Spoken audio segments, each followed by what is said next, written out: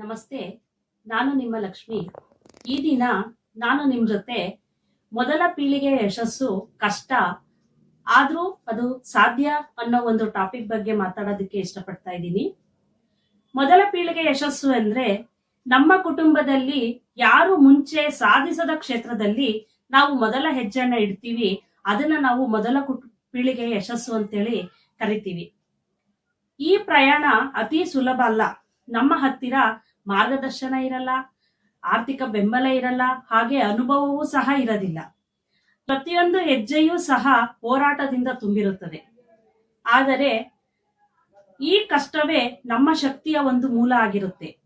ಮೊದಲ ಪೀಳಿಗೆಯವರು ಹೋರಾಡ್ತಾರೆ, ತಪ್ಪು ಮಾಡ್ತಾರೆ, ಮತ್ತೆ ಅದನ್ನ ಸರಿಪಡಿಸಿಕೊಂಡು ಎದ್ದು ನಿಲ್ತಾರೆ.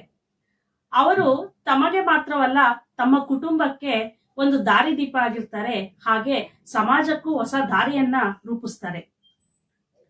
ಯಶಸ್ಸು ಎಲ್ಲರಿಗೂ ಸಿಗಬಹುದು, ಆದ್ರೆ ಮೊದಲ ಪೀಳಿಗೆಯವರ ಯಶಸ್ಸು ವಿಶಿಷ್ಟವಾಗಿರುತ್ತದೆ. ಅದು ಅವರ ಶ್ರಮದಿಂದ, ಅವರ ತಾಳ್ಮೆಯಿಂದ, ಅವರ ಧೈರ್ಯದಿಂದ, ಹಾಗೆ ದೃಢ ಸಂಕಲ್ಪದಿಂದ ಕೂಡಿರುತ್ತದೆ. ಎಷ್ಟೇ ಅಡೆತಡೆಗಳು ಬಂದ್ರೂ ಸಹ ಅವರು ನನ್ನಿಂದ ಮಾಡಬಹುದು ಅನ್ನೋ ಒಂದು ಛಲ, ನಂಬಿಕೆಯನ್ನ ಇರುತ್ತಲ್ವಾ, ಅದೇ ಅವರಿಗೆ ದೊಡ್ಡ ಅಸ್ತ್ರ ಆಗಿರುತ್ತದೆ.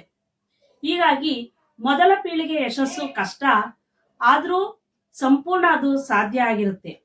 ಏಕೆಂದರೆ ಅವರು ಹೊಸ ಇತಿಹಾಸವನ್ನೇ ಬರೀತಾರೆ, ಹಾಗೂ ಮುಂದಿನ ಪೀಳಿಗೆಗೆ ಅವರು ಪ್ರೇರಣೆಯಾಗಿರ್ತಾರೆ.